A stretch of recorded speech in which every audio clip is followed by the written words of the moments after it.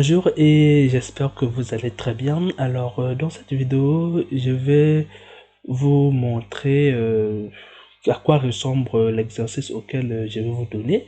Et donc l'exercice d'aujourd'hui va consister à disloquer les objets. Donc c'est-à-dire c'est simplement les déplacer comme ça.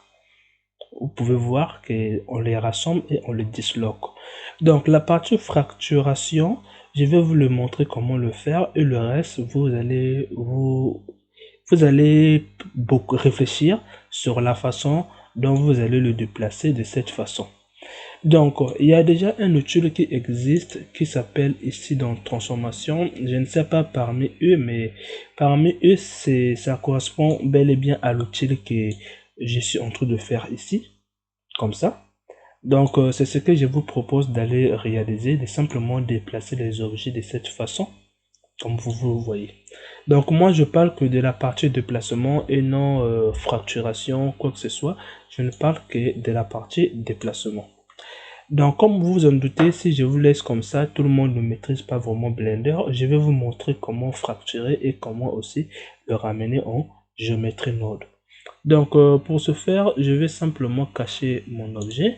Je vais venir cliquer sur mon cube.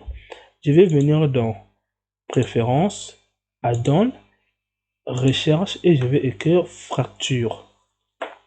Donc vous allez cocher cet add-on là qui va vous permettre de fracturer vos objets. Je pense que je voulais faire une vidéo sur comment réaliser l'outil de fracturation. Mais ben, je sais pas le sujet de notre vidéo. Ensuite, faites enregistrer une fois que vous l'avez activé. Alors pour le retrouver, vous allez venir, on va venir simplement dans Objet, Quick Effect, on va cliquer sur Fracture. Donc on a plusieurs options, mais nous le paramètre qui nous intéresse, il y a seulement Noise. Donc on va le mettre à 1 pour que ça fracture de manière un peu plus aléatoire. Et on va faire OK. Donc là, on vient de fracturer, comme vous pouvez voir ici.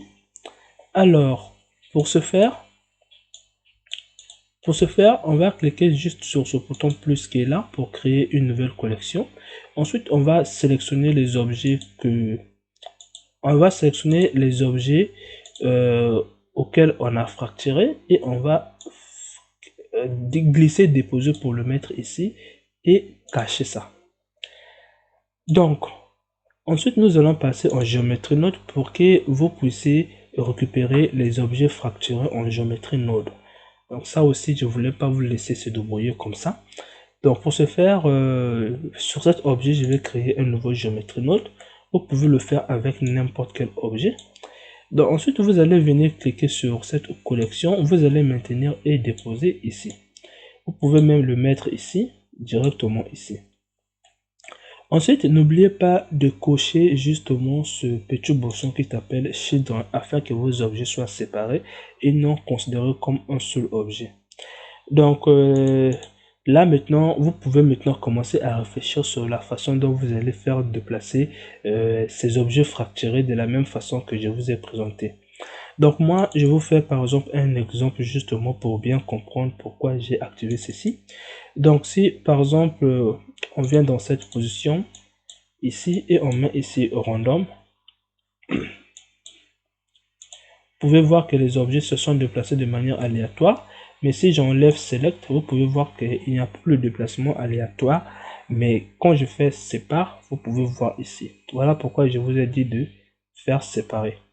Donc j'espère que ça vous fera pas trop mal à la tête, mais utilisez justement cette position pour essayer de réaliser ce que je voulais vous montrer. On se retrouve demain justement pour la correction.